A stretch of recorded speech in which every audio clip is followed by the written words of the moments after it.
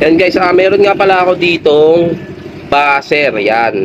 Ito, yung technician pa ako, pang test namin ng continuity ito. Madidetect nito kung putol o buo yung linya. Madali lang gumawa nito kasi parang siniris mo lang yung linya ng battery tsaka buzzer, binuo mo siya, then kinat mo siya para maging pan-tester. Kasi pag ito sinort mo, tutunog siya. Ibig sabihin, buo yung linya. Ayan, sasample lang ko kayo.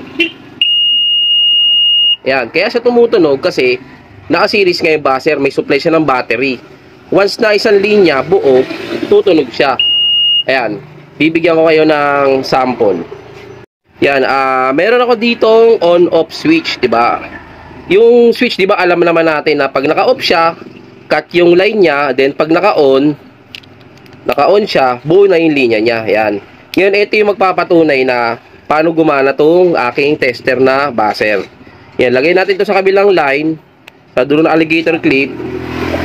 Ito, lagay natin tong isa. Yan, 'di ba pansinin niyo? Kaya wala siyang tunog kasi naka-off pa siya. Pag in-on ko, yan, tsaka na siya magbabaser. Pansinin nyo ha.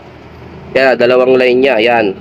Nilagay ko yung switch. Kasi ito, pang tulay lang naman ito. Kaya switch, diba? I-on ko siya.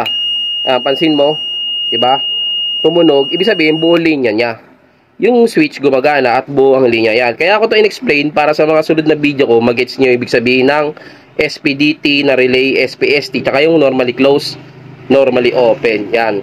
Ito lang, simpleng buzzer. Kinabit ko lang yung linya na switch. Ito, yung linya na switch. Yan, kinabit ko yan dito sa pan-tester ko ng continuity. Ito yung switch talaga, as in literal na switch. To para kasi to mas mabilis mag-gets. 'Di ba pag off, cut ang line, pag on, buo ang linya. Ayan. Kaya siya nagtutunog.